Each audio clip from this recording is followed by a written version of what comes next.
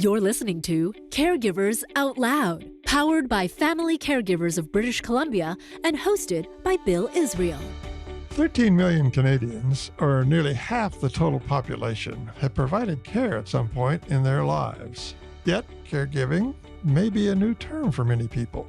And often, unpaid caregivers do not identify with this title as they feel it's a part of their relationship with family or friends. In today's episode, we speak with Pat, who acknowledges that she was initially unfamiliar with the term caregiver, but learned more about this important role as she supported her husband, also named Pat, through his journey with Parkinson's disease and dementia.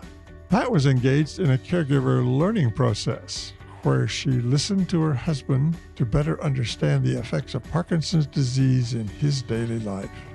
Because of the value of their partnership, Pat's relationship with her husband during his changing health conditions was sustained through humor and care.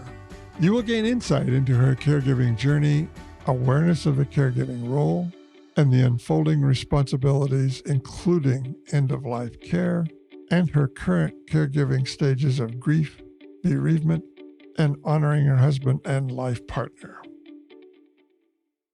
When you and Pat first got his diagnosis, what occurred to you at that time about the prospect for you becoming his caregiver? I know you weren't even familiar with the term caregiver at the time. Mm-hmm. The role of caregiving was in attending a caregivers support group with the Society of BC for Parkinson's. In fact, when we were at meetings, at these support meetings, we would go around the table and introduce ourselves. And my husband, Pat, would say, my name is Pat and I have Parkinson's. When it came to my turn, I would say, I am Pat's care partner. So caregiver was not even in the vocabulary at that time. It was a care partner. You also made a remark in one of our conversations where you talked about your need to become 150% of who you were because you had to make up for the 50% that he was now missing. Mm-hmm.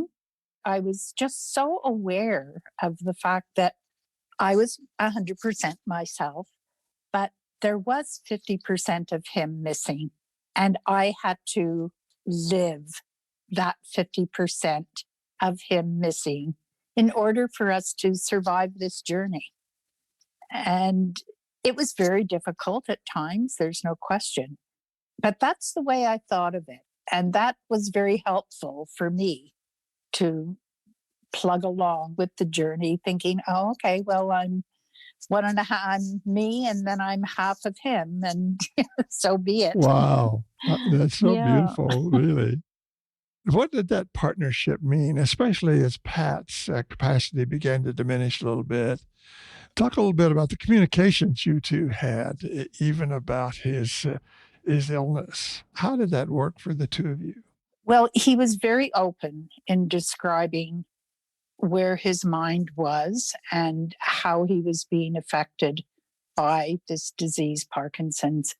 At one time, he would make breakfast every morning, and he explained to me exactly how making breakfast in his world was, from going through the entrance of the kitchen and how he had to be mindful of not banging into the wall, taking out the coffee filters from a box, which none of us would think twice about. But it was a huge thing for him to separate one filter from another to get it out of the box and put it in to the coffee machine.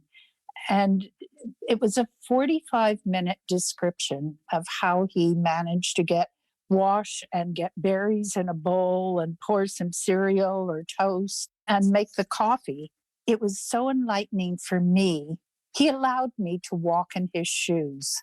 Pat was so intelligent and so aware that he knew what his dementia was. He knew when he did things incorrectly, or he would laugh at himself constantly. He'd say, oh, look what I did. I called it this or I called it that. He would open the front door of our apartment and I'd say, what are you doing? Where are you going? And he'd say, oh, well, I'm looking for my jacket.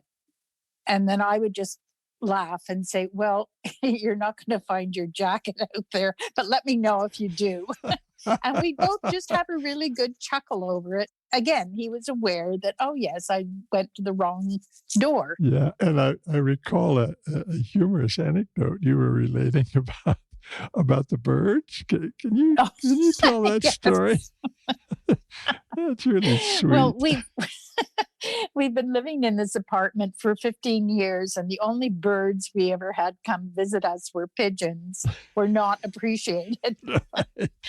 But since Pat's passing, I've had little chickadees, I've had crows, blue jays. I've never seen these birds before. And I was joking, and I said, one day an eagle flew by, and I thought, oh my goodness, I spent a lot of money. I guess the eagle's coming to remind me that Pat is still with us. The little birds are okay. The big bird. The eagle big bird. Sure. Yeah, big bird. Yeah. Big money. Yeah, no kidding. Oh, that's such a lovely way to think about him, because we don't always have a language for this, but he's still very close in that sense. Absolutely. And I look at his chair every day, and I'll be watching TV, and something will come on that will be familiar or whatever, and I just automatically look over at his chair, about to say, oh, can you believe that? Yeah. And I know he is there. Of course. I never sit in that chair. Wow. I never did, and I don't think I'm going to start anytime soon.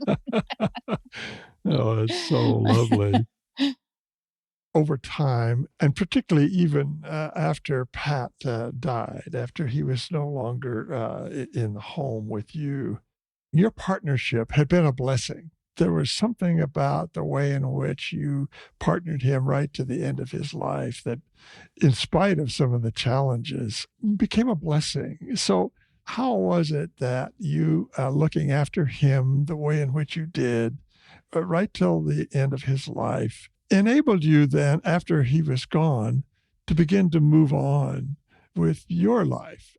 I think one main thing that this whole experience has done for me is that it has really given me compassion for people who have shortcomings, dementia, disabilities, whatever. It has just given me a world of really and truly understanding when a human being is not 100%. They could be 50% or 70%, but it just opened a whole world for me. And it's something that will always be a part of my life. There's no question. And it's as if I, was given some kind of training for, this attitude that I hold, or feeling that I hold for other people. It's made me a better person, quite honestly. Wow.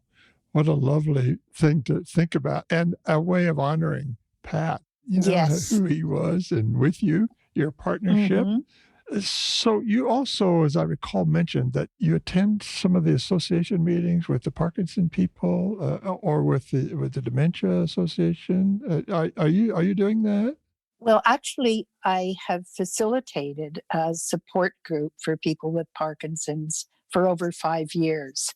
It started with 5 of us, and now it's grown to 24. So many of these people I have either gone out for walks with, coffee, whatever. There's maybe 10 or 15 of them that I'm always in close contact with, and I call them or they call me, and it's a whole community. It really is. And we understand each other because we've walked in each other's shoes. So it makes a huge difference. No Yes. kidding. For you and for them. Yeah. Yeah. And it's interesting because in this group, there was one meeting. This is before Pat died.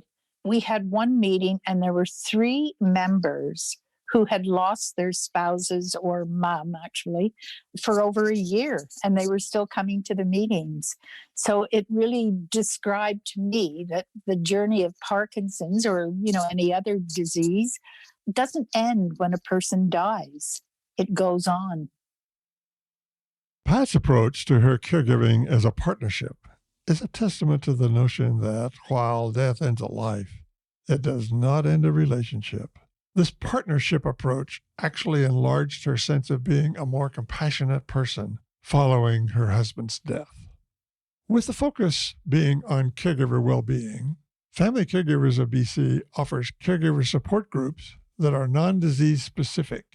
You can visit our website at familycaregiversbc.ca and view the calendar for our current caregiver support groups. Family Caregivers of BC also has a toll-free caregiver support line where you can talk to one of our knowledgeable support staff. They can provide you with caregiver resources and suggestions for disease-specific resources and support groups. The toll-free number is 1-877-520-3267. To anybody out there that's caregiving, that is really exhausted and just at the end of their rope, which is totally understandable, is please try and see the positive side, because there are many positive sides, but sometimes, like peeling an onion, you really, really have to look for it. But there are a lot of gifts in terms of caregiving, and I would just encourage people to hold those close to their heart. Wow. Oh, thank you. Thank you so much. It's a beautiful close this interview because it's so true. Yeah. That person is still a person. Absolutely. Absolutely. And it can happen to any of us. The way we are today, it's not necessarily going to be that way tomorrow.